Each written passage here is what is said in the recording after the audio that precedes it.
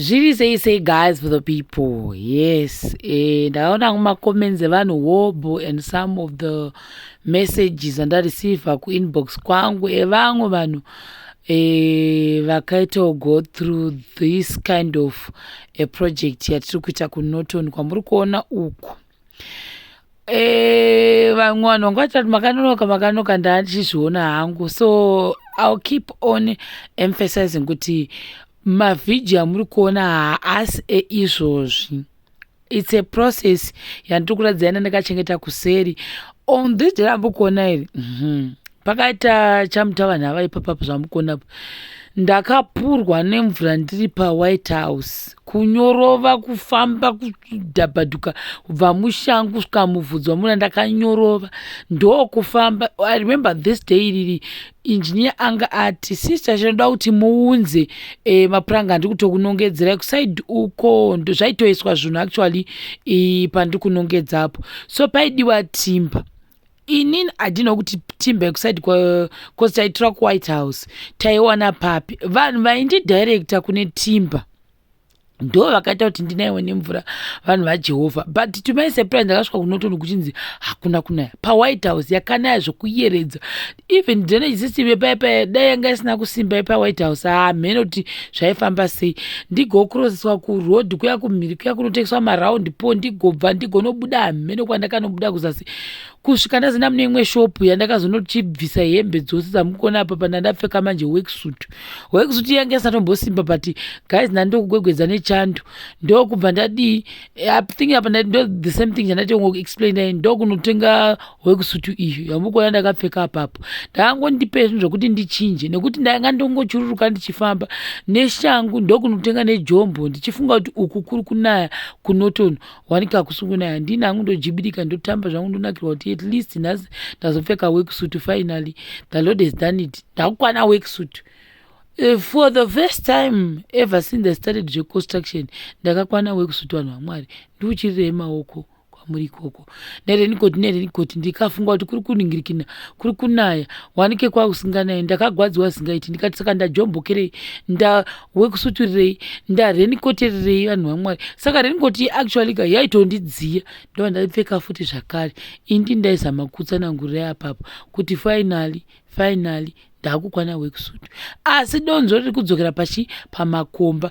I think makona ruvazhe rweclient rwedu rwanga rwazara kuti namakomba oga.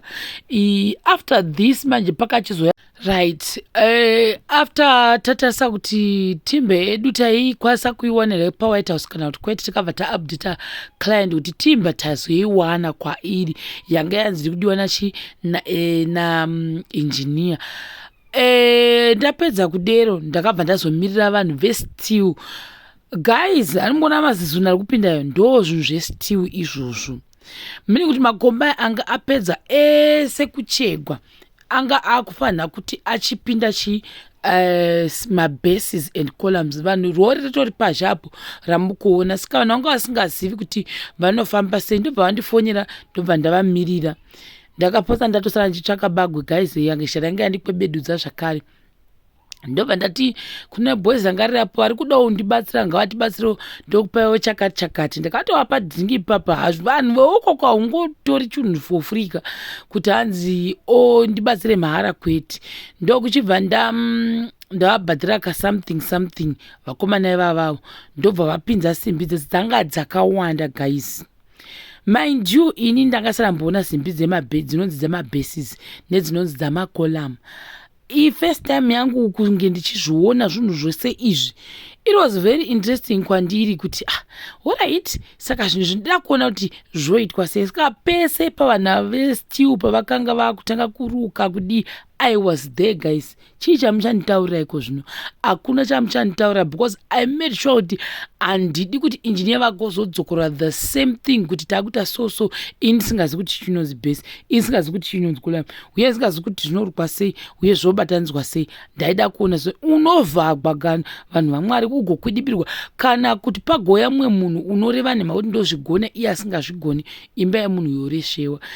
Mind you guys, zvinhu izvi even veSteel vakanga vapedza kuzvisunga amudiri any concrete kana kuti chimwe chinhu pamusoro pezvinhu izvi kana engineer asina kuuya. Guys, ndasingazi kuti munhu unonzi engineer wakakosha. Ndo musi wandakaona kuti aiwazve kunzi engineer kunoreva kuti kutodla mabhuku, uye munhu uyo unonzi engineer wakakosha zingambotoiti, nemhaka yekuti kana asina kuti go ahead hakuna kwaanoenda unoramba uchitenderera panzvimbo imwe kuita semudzepete chaiwo hakuna nyange ukadi. Vanhu vaya vanonzi vana engineer vanengoriwo nedenga ravo rakangotosiyana navamwe vanhu vaJehovha, ndasingazvizivi. So apa engineer remember akabva andibvunza kuti simbi dzauya, ndikati simbi dzauya. After that ndo kuchibva ndafonegwa nevanhu veStew early in the morning 6 dzakachaya. Vanhu veStew vatosvika ukoko vanomuka imi ndasingazvizivi zvakare. Ndakangonzi tisi takati tikusvika pakati, because I remember takaenda kunobhadhara simbi. Ndini ndakatotumwa unobhadhara simbi dzinodhura idzodzo. Guys, hamuri kuona idzodzo.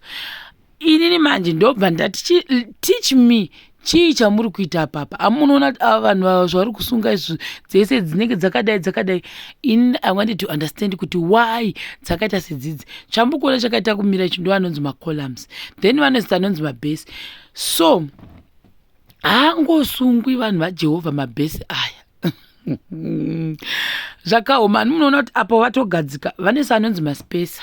Maspesa akauya akanzi naengineer ndoti muise maspesa.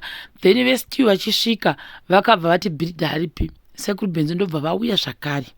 Sekuru Benzo kanzi imimi basa renyu kuti tsvagira masenda each box repanapa, kureva kuti senda iyi vanenge vachiimezha vachishandisa that column mamene wekuti saka maleta ndachimbokudzaya yekuti number 1 kusvika panumber 25 nema-alphabet andakambotaura mufirst video kana varipo vaindifollower from the word go.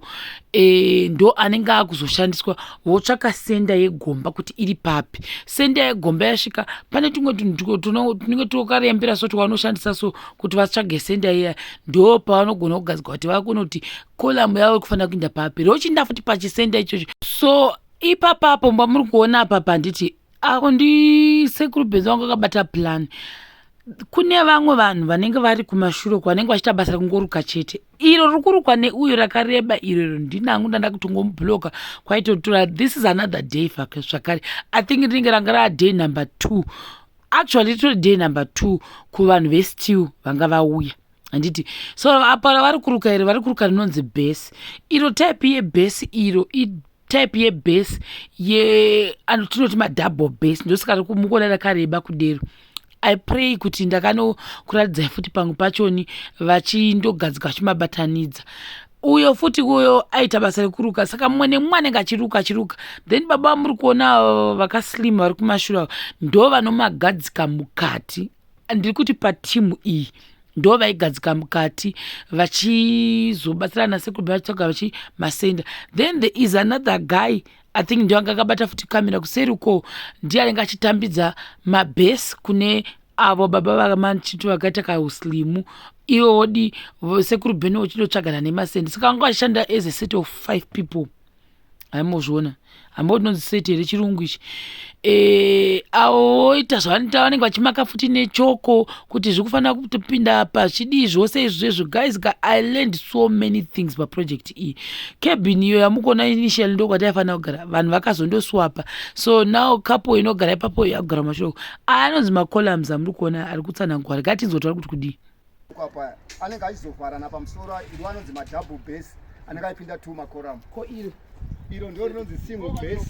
Riri kukoko iro riri 1 rinopinda 1 column ndosaka rinzi single base. Ane madouble anongorukowo zvinoenderana nekuti madouble. Alright. So apa guys simbi idzi dzakadhirivhariwa panapa nerori dzakatoya dziri murori, then dzinouya dzakabhendwa sezvizvi. Amozviona dzakabhendwa sezvizvi kudero. Ava vakauya vari kubasa ravo vakabva zuro vari kungoruka. Nhasi hatisi kuziva kuti vanogumira papi, vari kungoruka. Samaona ndonga idzi dzakareba idzi ndo dziri kungoratidza dzega kuti idouble kureba kwaro, because I'm learning everything. Saka pari kuitwa chinhu chose panapa ndendiripo idzi zvakureva kuti ndo single column. Single column ndo iri riri apa iri.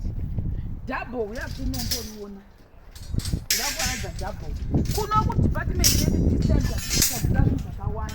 Samaona iri riri padhizi totoona iri idzi isimbi dzakagadzirwa dzebhesi ndo bhesi racho handiti ka right ndo bhesi ndo riri muzasi rozosenga column right apane rimwe here ramunogona kuita example mukachitata pasati pakwana iri rapa parakatorwa kudhare right then wauya apa iri idouble iri ramuri kuona iri saka isusu ava vanhu vedu ava vanouya vobatanidza sezvizvi vogadzika mukati megomba handiti segomba riri panapa but isusu gomba redu maitirwo azvaitwa ira kuenda kudikia kune madhabhu aya ndinotsanangura timukati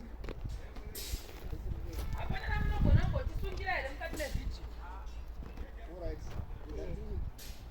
kutoti kana pane vanhu vaya vanenge vachiti mozozvigonere pana sheroni timu yedu this time takangenga takata kudaiwo kukavha front back and sides